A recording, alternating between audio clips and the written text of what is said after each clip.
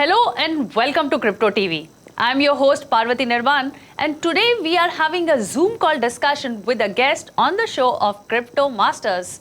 And today's episode is on blockchain trends in India with a blockchain expert who is just not a pro at the tech side of the blockchain but has developed a potential use case in the education industries and many more.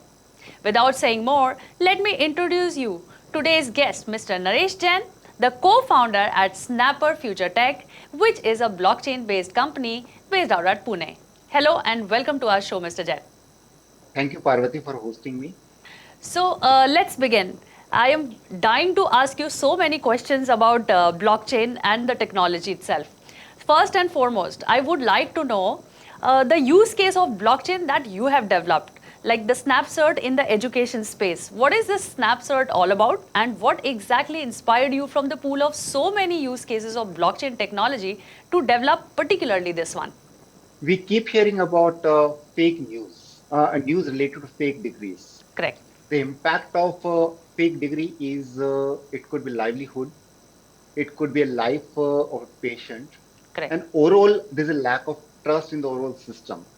Whenever we go for higher education or we go for employment, because they don't trust, they go for background verification. Right. And currently, not only in India, globally, the challenge is the background verification process is almost manual, fully manual. Sometimes it takes from 1 week to almost 2, 3 months. So what we have done, we have developed a platform. We are bringing all the stakeholders together. It could be the issuer, which is university or colleges who are issuing the degree, Correct. and the students who are issued the degrees, and employers or verifiers. Right. So all of them can come on the same platform. The degree is issued to the university, it directly goes to the student, and student can share the degree with the verifier. Verifier can verify directly from the university database, which is the primary source, so that it's very reliable.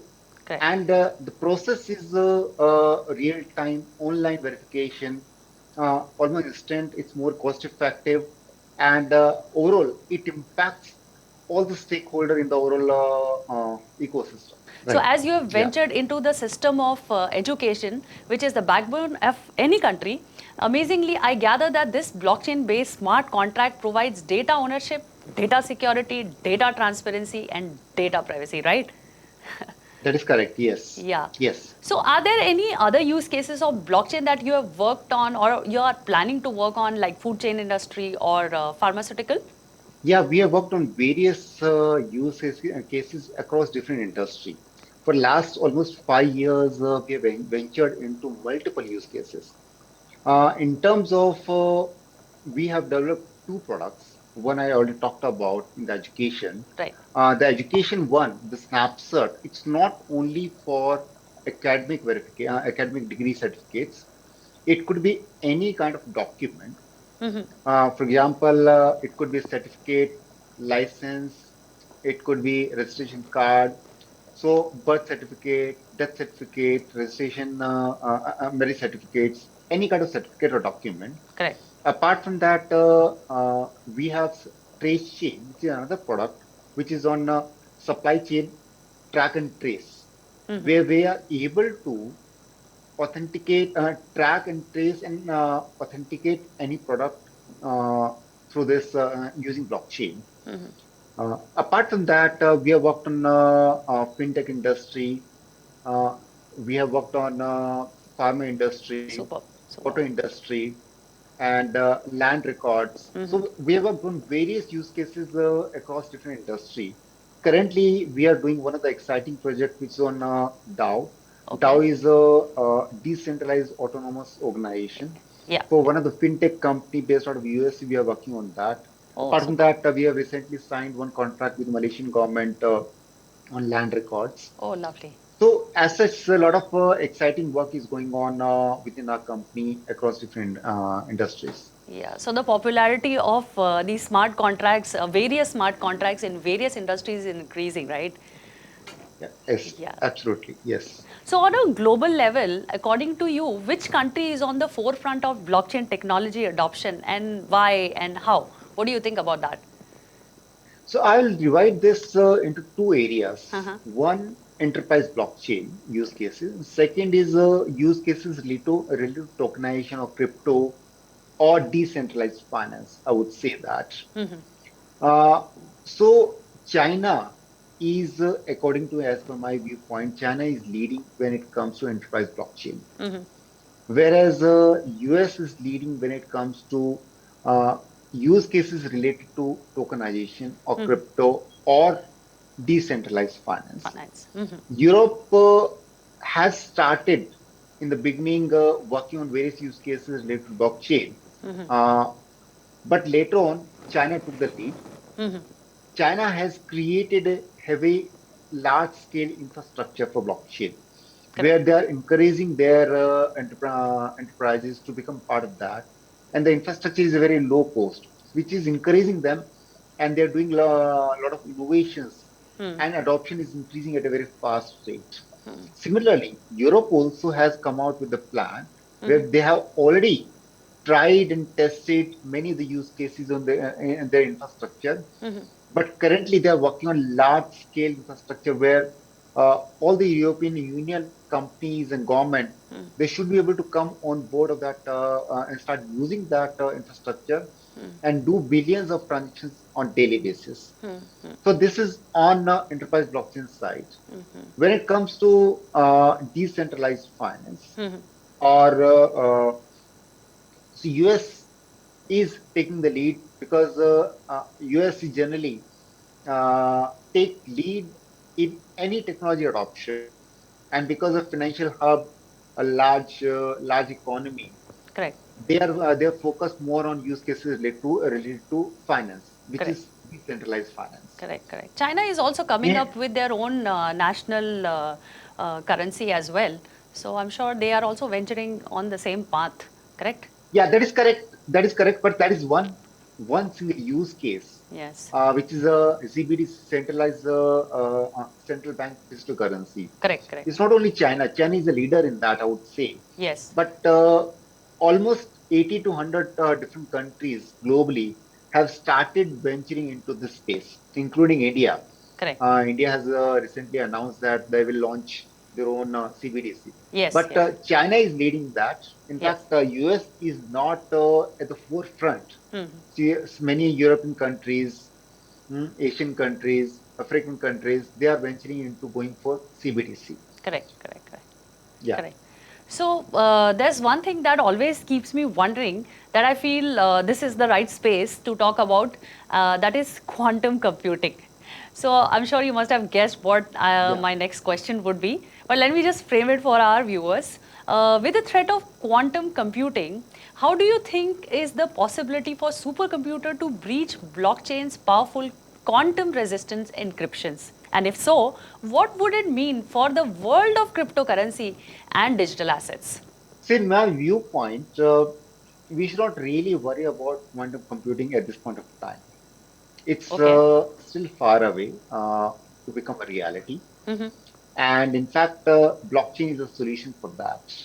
See, we should think about our centralized, what are systems we have based on central server, traditional systems what we have. Correct, It's correct. easy to hack those systems if quantum computing is there. Right. So we should be worrying about that rather than worrying about how blockchain is going to compete. Because by the time quantum computing becomes a reality, there will be enough innovations and enough development on blockchain side Blockchain which will side itself. take care of Correct. that. It'll be compatibility, and blockchain is actually solution for that purpose. Correct, correct, correct, correct. In fact, Indian government also is very keen on how blockchain technology can be adopted in our system. So I'm sure there will be a lot of developments in the technology itself. Yeah, absolutely, absolutely. And right now, central government, especially central government, is keep doing a lot of focus on adoption of emerging technology, Correct, and blockchain is at the forefront. correct, correct, Yeah, correct. our Prime Minister Narendra Modi has been talking about, advocating about blockchain Blockchain technology, not technology. only in India, outside India also. Correct, correct. Uh, and they have come out, they are working on the policy. The last year they had released the national blockchain policy, uh, and they have plans to create large scale infrastructure. Correct, correct. And there's a lot of work is going on behind the scene, which is not publicly known, Yes, but a lot of there are work no is going announcement on. yet. And one of the use case like CBDC I talked about, and many other products are under development, which will be rolled out soon. Yeah, And and that everything we will are be on quietly, blockchain. End of the day. yeah, Yeah, that's what I'm talking about. yeah. And ultimately, all that, in fact, we are already closely working with central government in that space, and we are helping them out of rolling out some of Oh, the lovely. products. Lovely, lovely. So when there is a time, we'll also come to know, or can you give us some information about that? What are the Not now areas? because it's all confidential. Oh, all So right, all not right. everything can be disclosed. Sure, Yes. sure, sure. Definitely, definitely. So yeah, so in this last section, now I just wish to talk about what's happening more in the Indian market, like how exactly it is affecting our economy, as we already started talking about. So let's begin with knowing your views about what FM announcement about the CBDC rollout that happened, and shall it be trackable, not trackable, whether it should have anonymity or not have anonymity. Like recently, Infosys co-founder Mr. Nandan Nilekani commented about CBDC that it should have anonymity. And so, what do you think? How this would affect if they have anonymity in this case about the Indian economy? My point of view is it cannot be anonymous, and it should not be anonymous. For example, cryptocurrency like Bitcoin or Ethereum, they are already anonymous. What it means, they cannot be tracked. And if it cannot be tracked, and the major problem because of that, adoption is becoming a challenge globally. Regulations is becoming a challenge. Challenge, correct? So many countries like China, these major economies, but like China, India, Russia, they have not come out with the regulations related to cryptocurrency because the challenge of tracking. Correct. So central bank digital currency, CBDC, which the central government needs to have control on that. It should be anonymous from the public point of view, but unless they have the information, it cannot be tracked. So according to me, it cannot be anonymous. It cannot be. So it should be trackable so that we are able to reduce frauds related to that. And But ultimately, the purpose of CBD is to reduce frauds. But if we actually look into it, the whole space is developing because people would prefer anonymity actually, because they would not like to be tracked. How the funds are transferring and how different things are happening, and that's why the whole regulation space is also little bit haywire, or it still need to come into proper system. Why? Because the whole debate is about whether it should be or it shouldn't be anonymous, and wherein the development of this space is also because that it is people would want, or the industry would want it to be not trackable, isn't it? See, let me try to say this again in a different way. Cryptocurrency today, we are facing challenges in coming out with the right regulations. Correct, correct. The reason being, the reason being is it's not trackable, and because of that, what happens that money laundering can be done. Correct, correct, It correct. can be misused, Yeah, yeah. There are a lot of and that scams is why, happening already, actually. I agree. yeah. So, and that Yeah. is why the central government or central bank is coming out with the CBDC. And once they come out, they would like to know how where, who are using and how it is being used. It's not for the purpose of misusing that information, but it's mainly from the tracking point of view or traceability point of view, so that we know that whether people are paying the taxes what they're supposed to pay, Correct, correct, right. right? Yeah. Whether the money is being used, and it will help in reducing corruption. Correct, correct. And according to me, this is a historic decision what we are taking, and we are taking lead in rolling out CBDs faster than many of the countries. It So can this is a it it historic can decision. It will also help actually us going decrease. faster. Yeah, yeah. It can also decrease the corruption in the system, the existing system. Yes, Yeah, yeah. yes, yes. Yes, yes. So, with this, I am at my closing question, and I want to ask, like, what are your views about the budget 2022, which recently happened regarding 30% flat tax on digital assets? Like, let me tell you, India Tech, which is an industry association representing consumer internet startups, have written a letter to FM to reduce the tax slab like horse race betting and gambling, which is the highest tax rate in India. The same is applied on crypto and digital assets. Why do you think that is so? Point is mostly different than most of the people who are into this space. What I think, whatever decision government has taken of putting 30% slab uh, on all crypto capital gain plus 1% TDS. The purpose of 1% TDS is traceability, so that based on that they can find out who's doing the transaction. As well, Correct. 30% is to discourage investors to invest into cryptos because right now people do not really understand, especially the retail investor, they do not understand where they are spending, what is the business model behind a particular cryptocurrency or token. And they, without understanding, simply price of the token goes up and they start thinking that it will give the returns. They start investing. So without really understand anything, people are investing and there's a big risk. So there's a possibility, in my viewpoint, this is a bubble, and this bubble will burst Burst. sometime. It could Okay. happen. It could be 6 months, 1 year, 2 years, 3 year. When that bubble bursts, probably millions of people will lose big money.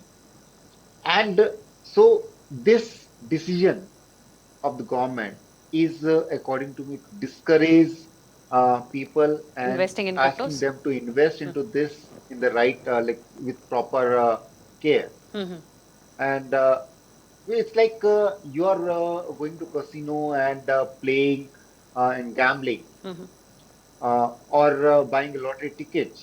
So for that, it's the same. It is being treated like that, and according to me, this is the right decision. So, according to you, this is actually similar to gambling, is what you're saying. And that's Yeah, why this is absolutely. justified. All right. Yeah, All right. All right. Great. yeah. Great. So, this was a lovely session, Mr. Jain. It was very engrossing, knowledge enriching one on one discussion that I had it with you on the blockchain. Thank you so much for taking your time and energy for us and the viewers of the crypto world. Thank you so much. This was all from my side of today's expert discussion. I am Parvati Nirman signing off for now from Crypto TV studio. See you very soon with many more interesting, engaging episodes with experts on blockchain technology. And for that, keep watching Crypto TV.